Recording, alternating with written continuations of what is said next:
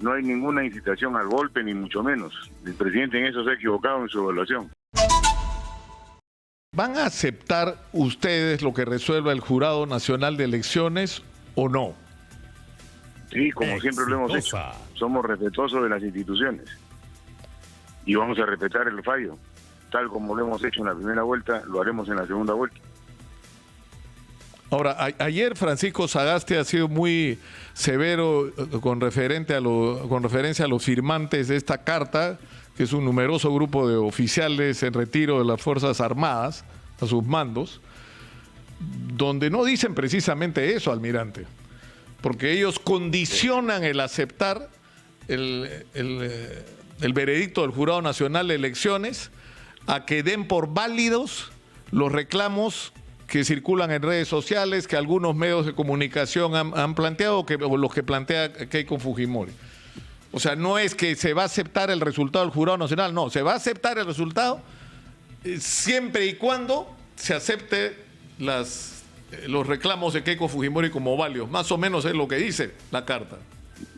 No, lo que dice es que se termine de hacer y cumplir con todos los reclamos que hay antes de proclamar al ganador. Porque ha habido una autoproclamación muy rápida de Castillo y una visita a otras autoridades como para que sea reconocido que él es el que ha ganado y aún no se ha terminado el proceso. A eso se refieren. No hay ninguna incitación al golpe, ni mucho menos. El presidente en eso se ha equivocado en su evaluación. Y son ciudadanos como cualquiera que tienen derecho a opinar. Tienen opiniones respetadas. Claro, pero ya, digamos, dejemos eso de lado por un momento, pero los procedimientos establecen que existe la OMPE, que es la instancia, es decir, se hace el sorteo de los miembros de mesa, se participa en la votación en las mesas hay personeros, cualquier reclamo que haya con respecto al cómputo de los votos se resuelve en primera instancia ahí, luego va a los centros de cómputo donde están los personeros técnicos, como se les llama, donde hay un nuevo procesamiento en el cómputo ya no de los votos sino de las actas, y cualquier observación como las que han habido en este proceso, que son cifras similares a los de procesos anteriores, estos van al Jurado Electoral Especial y finalmente al Jurado Nacional de Elecciones. Ese procedimiento se está siguiendo de una manera escrupulosa. Lo que no se entiende es cuál es el cuestionamiento. Nicolás, yo voy a hablar de lo vivido, no de lo que se supone. Como partido en la primera vuelta hemos vivido abusos de parte de la OMPE en diferentes locales de votación en diferentes lugares del país. ¿A qué me refiero? Que no dejaban entrar a los personeros al cómputo, los trataban mal, los votaban, tenían que hacerse imponer para poder entrar. En algunos casos no le dieron copia de las actas. En otros casos no lo dejaron estar presente durante la elección. Todo eso está informado. Nosotros lo hicimos de acuerdo a la ley.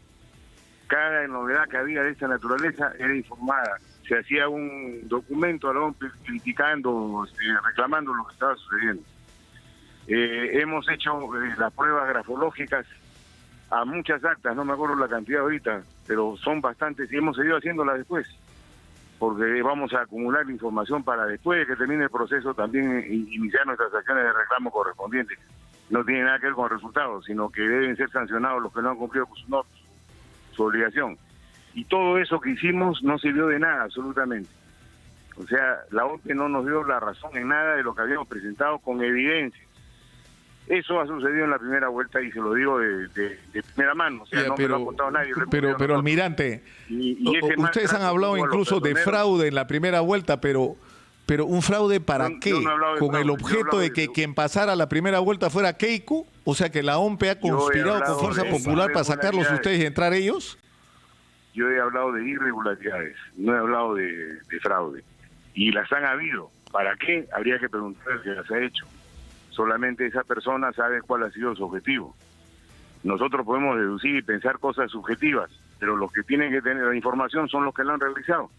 Y no ha habido ninguna acción en función a eso, contra esas personas, para que rindan cuentas al jurado, no nosotros. Ellos son los o a la OMPE, ellos son los responsables, no nosotros. Lo que hacemos nosotros es poner en evidencia esas faltas, y esas faltas siguen dándose en esta segunda vuelta con mucha más intensidad.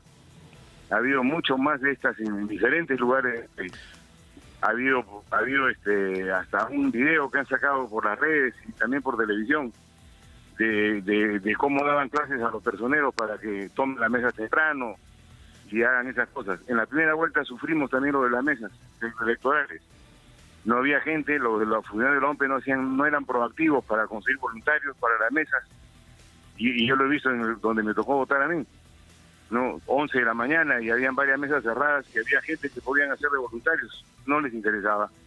O sea, había una desidia. No, el problema que hubo, yo recuerdo, pero nosotros seguimos, incluso fuimos críticos con el tema del voto de la gente de la tercera edad en el primer horario. Lo que pasa es que uno tiene que ser voluntario en su propia mesa, porque lo que sería irregular es que una persona que no es parte de la mesa pueda ser voluntario en otra, y eso fue lo que causó lamentablemente la dificultad. Ahora, pero lo importante es esto, es decir, si luego de todo el proceso que va a terminar, entiendo,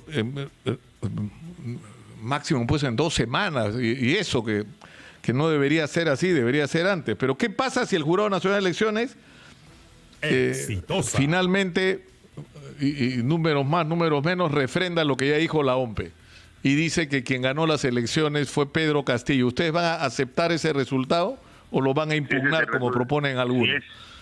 Si ese es el resultado, no hay nada que hacer. Se tiene que respetar. Eso no lo hemos criticado, no lo hemos cuestionado en ningún momento. Estamos hablando de acciones preventivas que se pueden tomar y es responsabilidad de la autoridad tomarlas. O las toma o no las toma, ya es decisión de ellos. Pero que haya una consecuencia por eso, no la va a haber. Porque nosotros no estamos en el gobierno, no somos autoridades, simplemente somos ciudadanos que estamos tratando de que las cosas mejoren. Si quieren hacer caso a nuestras recomendaciones, enhorabuena, va a ser mucho mejor para todo el país. Ahora, usted ha escrito en el Twitter, almirante, un agitador comunista terrorista amenaza con incendiar la casa de Rafael López Aliaga y la mía. Ninguna autoridad se pronuncia. El comunismo está infestado por doquier. Nosotros seguiremos en la lucha por la verdad y la libertad. Vive el Perú. O sea, sinceramente, ¿cree usted, cuando usted dice que el comunismo lo ha infestado todo, a qué se refiere? ¿Qué usted cree que Sagasti es comunista? Le hago una pregunta, Nicolás. La persona que ha estado entrevistando usted anteriormente, ¿ha pronunciado contra ese ataque, esa amenaza? La Organización de Derechos Humanos que entrevistó, ¿ha dicho algo sobre la amenaza? Le pregunto porque no lo he escuchado. De repente sí lo ha dicho. No sé, la verdad no se lo pregunté y es una omisión en realidad mía. Porque yo creo que todos, sin excepción, todos los actos de agresión y de amenaza deben ser condenados al margen del color ideológico que tengan. Debe actuarse de oficio en estos casos, porque ha sido público, con identificación del titular que lo está haciendo. Nadie ha dicho nada de las autoridades, nadie ha dicho nada de las organizaciones de derechos humanos. ¿Quién lo ha amenazado a usted, almirante? ¿A quién se refiere usted exactamente? Hay que ver en televisión, porque yo no he visto el programa, he visto los titulares después, no me acuerdo el nombre de la persona, pero ha sido hecho en público. O sea, no es un desconocido. Y eso debió ameritar por lo menos pues el señor que entrevistó usted ahí diga, bueno, estamos en contra, no nos solidarizamos con fulano tal, alguna señal de que le interesa en algo esa amenaza, pero no lo ha habido. Usted almirante, ¿usted cree que si se instala un gobierno de Pedro Castillo, lo que va a ocurrir en el Perú es el primer paso hacia la instauración de un régimen comunista que se va a atornillar en el poder y que va a aplicar una política que nos va a desbarrancar hacia parecernos a Venezuela? ¿Usted está convencido de eso? Hasta ahora sí. Hasta ahora no se ha deslindado eso y tendríamos un gran trabajo del Congreso para evitar que suceda. Porque hasta ahora no había un deslinde de eso. El comunismo tiene sus estrategias, usted las conoce. Sabe cómo actuar, sabe cómo presentarse ante la población para después ir ocupando espacios y ganando espacios. Pero su ideología es incompatible con la democracia. Ahí no hay forma de negociarla. Ahora, pero Beatriz Mejía, que ha sido una persona cercana a ustedes en la campaña, en la primera vuelta, y que a mí sinceramente me sorprendió por de quién venía, ¿no? Porque no es precisamente una persona de izquierda, ni que yo sepa nunca en su vida ha tenido ni por asomo cercanía con alguna ideología comunista. Ha dicho que ella puede dar fe de que el profesor Castillo no es comunista, que ella lo conoce y que ella puede certificar eso. Fíjese, Nicolás, yo no confío en esas palabras. Ella salió del partido por un problema que no quiero hablar en público y no me da ninguna confianza, y menos que diga eso. Al contrario, creería que es lo contrario, ¿no? Eso no me sirve de nada. Yo analizo las situaciones, analizo los hechos, conozco la historia, conozco la ideología marxista, conozco las estrategias que están empleando en toda la región. Ahora, almirante, si usted fuera en este momento comandante general de la Marina, ¿qué actitud tendría si un grupo numeroso de oficiales le manda una carta diciéndole a usted lo que tiene que hacer? Simplemente la así estén en retiro. Se supone que la disciplina en las instituciones no se pierde. Y no se ha perdido al recibir una opinión de esa naturaleza. Ellos son ciudadanos como cualquiera y tienen derecho a opinar.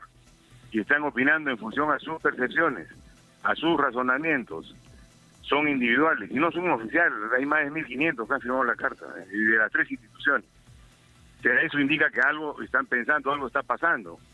Las instituciones seguramente que están analizando la situación con los elementos que tienen ellos a su alcance, pero se mantienen dentro. Ahora, Francisco Sagasti ha dicho, nadie les ha dicho nada, que la carta se está enviando al Ministerio Público para iniciar un proceso porque se considera que esto podría ser una prueba de algo así como delito de sedición. Porque lo que se interpreta es que esa carta lo que está haciendo es invocar a desconocer los resultados de las autoridades electorales. Eso no dice la carta y no es sedición, y el presidente está usando la amenaza para evitar que ciudadanos se pronuncien libremente. Y eso es muy penalizable desde el punto de vista democrático.